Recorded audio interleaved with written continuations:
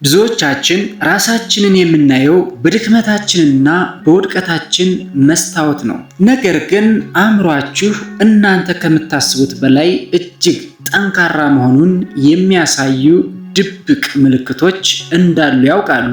ዛሬ በአስቸጋሪ ሁኔታዎች ውስጥ እያለፋችሁ እንኳ በውስጣችሁ ያለውን ያንን ያልተገነዘባችሁትን የአእምሮ ጥንካሬ የሚገልጹ 5 ስነልቦናዊ ምልክቶችን እናያለን። ምናልባትም እናንተ ሳታውቁት የጥበብ ንጉስ ሆናችኋል። ለዚህ ቻናል አዳዲስ ከሆናችሁ ሰብስክራይብ እና ላይክ፣ ሼር እያደረጋችሁ እስከ መጨረሻው አብራችሁን ቆዩ።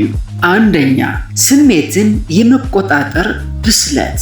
የመጀመሪያውና ትልቁ የአእምሮ ጥንካሬ ምልክት ስሜትን መቆጣጠር ነው። ብዙ ሰዎች ጥንካሬን ከጩኸት ወይም ከኃይል ጋር ያያይዙታል። ነገር ግን እውነተኛው ጥንካሬ ያለው በዝምታ እና በረጋ መንፈስ ውስጥ ነው።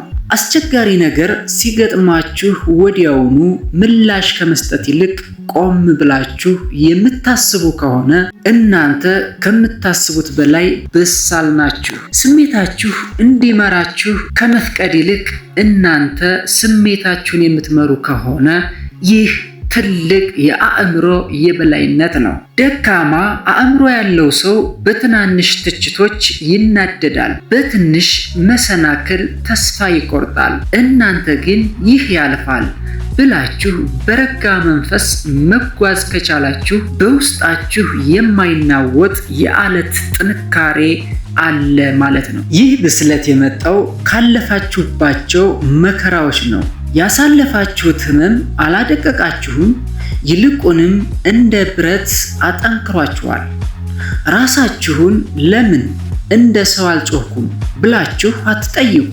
ይልቁንም ስሜቴን መግራት ችያለሁ ብላችሁ በራሳችሁ እመኑ።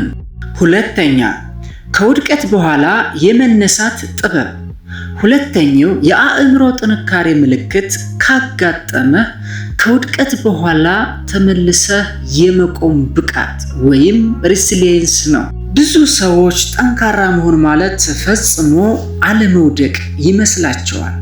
ነገር ግን እውነታው ከዚህ በተቃራኒ ነው። እውነተኛ ጥንካሬ የሚለካው በወደክበት ብዛት ሳይሆን በወደክ ቁጥር ተመልሰህ በቆምክበት ጊዜ ነው። ምናልባት በህይወትህ ትልቅ ኪሳራ ደርሶብህ ይሆናል፣ ወይም የምትወደውን ሰው አጥተህ ይሆናል፣ አሊያም ደግሞ ያቀድከው ነገር ሳይሳካ ቀርቶ ተስፋ ቆርጠህ ይሆናል። ነገር ግን ዛሬ እዚህ ቆመህ ይህን ቪዲዮ እያየህ ከሆነ ያጋጠመህ መከራ ሊያጠፋህ አልቻለም ማለት ነው። ይህ ደግሞ በውስጥህ የማይበገር መንፈስ እንዳለ ትልቅ ምስክር ነው። ጠንካራ አእምሮ ያላቸው ሰዎች ውድቀትን እንደ ውርደት አይቆጥሩትም፣ ይልቁንም እንደ ውድ የትምህርት ቤት ክፍያ ያዩታል። አንድ ነገር ሳይሳካ ሲቀር ለምን ተሸነፍ ብለው ከማልቀስ ይልቅ ከዚህ ምን ተማርኩ ብለው ይጠይቃሉ። ያስታውሱ፣ አልማዝ ውድና የሚያብረቀርቅ የሚሆነው ከፍተኛ ሙቀትና ጫና ውስጥ ካለፈ በኋላ ነው። የእርስዎም ህይወት አሁን ያለፈበት ጫና ለነገው ማንነትዎ ውበትና ጥንካሬ እየሰጠው ነው። ራሳችሁን ለምን እንዲሆንኩ ከማለት ይልቅ ይህ ሁኔታ ካለፈ በኋላ ምን አይነት ታላቅ ሰው ሆናለሁ ብላችሁ አስቡ። ይህ አስተሳሰብ የጥበብ አክሊል ነው። ስለዚህ ዛሬ ቆም ብለህ ያለፍክባቸውን አስቸጋሪ መንገዶች ተመልከት። ያኔ የማይታለፍ መስሎህ የነበሩ ተራራዎች ዛሬ ከጀርባህ ቀርተዋል። ይህንም ማድረግ የቻልክበት ኃይል ሜንታሊ ስትሮንግ መሆንህን ያረጋግጥልሃል። አሁንም ቢሆን ፈተናዎች ሊኖሩ ይችላሉ፣ ነገር ግን አንተ ቀድሞውንም አሸናፊ ነህ። ሶስተኛ፣ ብቸኝነትን ለራስ ግንባታ የመጠቀም ብቃት። ሶስተኛው የአእምሮ ጥንካሬ ምልክት ብቸኝነትን አለመፍራት ነው። ብዙ ሰዎች ለብቻቸው ሲሆኑ ጭንቀትና ባዶነት ይሰማቸዋል። ያንን ባዶነት ለመሙላትም በማህበራዊ ሚዲያ ወይም በማይጠቅሙ ወሬዎች ይጠመዳሉ። ነገር ግን አንተ ለብቻህ መሆንን የምትወድ በዝምታ ውስጥ ሆነ ራስን የምትመረምርና የምታዳምጥ ከሆነ ይህ ትልቅ የአእምሮ ብስለት ነው። እውነተኛ ጥንካሬ የሚገነባው በማንም በማያይህ ሰዓት ከራስህ ጋር በምታደርገው ንግግር ነው። ብቸኝነትን እንደ እስር ቤት ሳይሆን እንደ ነፃነት የምታየው ከሆነ አንተ በውስጥህ የማይናወጥ ሰላም አለህ ማለት ነው። በብቸኝነትና በዝምታ መካከል ትልቅ ልዩነት አለ።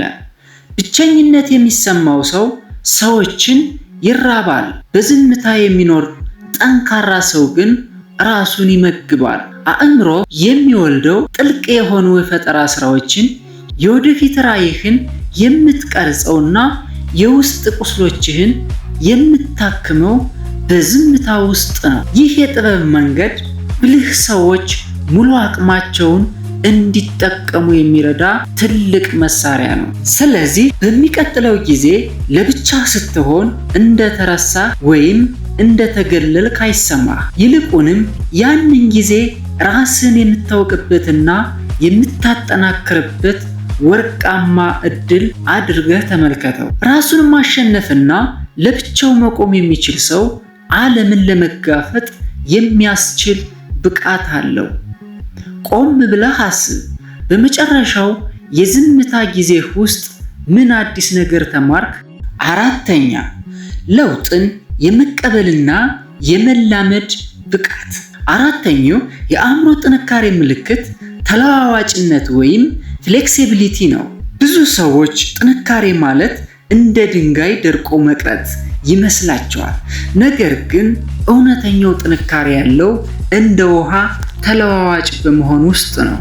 ሕይወት ባልጠበቅከው መንገድ አቅጣጫዋን ስትቀይር ለምን እንዲሆነ ብለህ ከማማረር ይልቅ ከአዲሱ ሁኔታ ጋር ራስህን በፍጥነት የምታላምድ ከሆነ አንተ እጅግ ጠንካራ አእምሮ አለህ ማለት ነው። ለውጥን የሚፈራ ሰው እድገትንም ይፈራል። አንተ ግን ለውጥን እንደ አዲስ እድል የምታየው ከሆነ በውስጥህ የማይበገር ኃይል አለ። ብልህ ኢትዮጵያውያን አንዳንድ ጊዜ ሙሉ አቅማቸውን እንዳይጠቀሙ ከሚያደርጓቸው ድብቅ ደንቃቃዎች አንዱ የለመድነውን አንለቅም የሚል ግትርነት ነው። ነገር ግን ዓለም በየቀኑ እየተቀየረች ባለችበት በዚህ ዘመን ያረጀ አስተሳሰብን ጥሎ አዲስ ዕውቀትን መቀበል ትልቅ ብስለት ነው። ስህተትህን አምነህ ለመቀበልና ይህ የጥበብ መንገድህ መሳለጡን ያሳያል። ጠንካራ ሰው ማለት የማይወድቅ ሳይሆን ሲወድቅ አወዳደቁን አይቶ አነሳሱን የሚያስተካክል ነው። ስለዚህ ወዳጄ ዛሬ እቅድህ ባይሳካ ወይም ሕይወት መስመሯን ብትቀይር አትደንግጥ። አእምሮህ አዲሱን መንገድ ፈልጎ ለማግኘት የሚያስችል ብቃት አለው። ራስህን ጠይቅ። አሁን ካለሁበት ሁኔታ ጋር ለመላመድ ምን አይነት አዲስ አስተሳሰብ ያስፈልገኛል? ይህንን ጥያቄ መመለስ መቻልህ ብቻውን አንተ ከምታስበው በላይ ጠንካራ መሆንህን ያረጋግጣል። አምስተኛ፣ ራስን የመቀበልና የማረም ድፍረት። አምስተኛውና የመጨረሻው የአእምሮ ጥንካሬ ምልክት እውነተኛ ማንነትህን የመቀበል ድፍረት ነው። ብዙ ሰዎች ጠንካራ መሆን ማለት ድክመትን መደበቅ ወይም ሁልጊዜ አሸናፊ መስሎ መታየት ይመስላቸዋል። ነገር ግን እውነተኛው ጥንካሬ ያለው ስህተትህን አምኖ በመቀበል ድክመትን ለማረም በመጣርና ያለምንም ማመሳሰል በራስ ማንነት በመቆም ውስጥ ነው። ሌላውን ሰው ለመምሰል ከመሞከር ይልቅ የራስህን ድምፅና እውነት የምትከተል ከሆነ አንተ በውስጥህ የማይናወጥ የአለት ጥንካሬ አለህ ማለት ነው። በዚህ በዲጂታል ዘመን ራሳችንን ከሌሎች ጋር ማነጻጸር ትልቅ ድብቅ ደንቃቃ ሆኖብናል። የሌላውን ሰው ስኬት አይተህ እኔ ለምን እንዲህ አልሆንኩም ብለህ ከመጨነቅ ይልቅ በራስህ መንገድና ፍጥነት መጓዝህን የምትቀጥል ከሆነ ይህ ትልቅ የአእምሮ ብስለት ነው። ጠንካራ የአእምሮ ያለው ሰው የራሱን ዋጋ የማያውቀው በሌሎች ሰዎች አድናቆት ሳይሆን በውስጡ ባለው እውነትና በየቀኑ በሚያደርገው ለውጥ ነው። ራስን መሆን ስትጀምር ያኔ እውነተኛው አቅምህ ፉል ፖቴንሻል መገለጥ ይጀምራል። እነዚህን 5 ምልክቶች በውስጣችሁ ካገኛችሁ እናንተ ዛሬ ካላችሁበት ሁኔታ በላይ እጅግ ጠንካራ ናችሁ። ጥንካሬ ማለት ችግር አለመኖር ሳይሆን በችግር ውስጥ ሆኖ በጥበብና በጽናት መጓዝ ነው። ከነዚህ 5 ነጥቦች ውስጥ እናንተን ይበልጥ የገለጻችሁ የትኛው ነው? ከታች በኮሜንት አጋሩኝ። ይህ ቪዲዮ ጠቃሚ ሆኖ ካገኛችሁት ላይክ በማድረግና ለምትወዷቸው ሰዎች ሼር በማድረግ ጥበብን አጋሩ። ለተጨማሪ እንዲህ ያሉ የአስተሳሰብ ለውጥ የሚያመጡ ቪዲዮዎችን ለማግኘት ሰብስክራይብ በማድረግ የደወል ምልክቷን ይጫኑ። በሚቀጥለው ቪዲዮ እስከምንገናኝ በጥበብ ኑሩ። ቻው።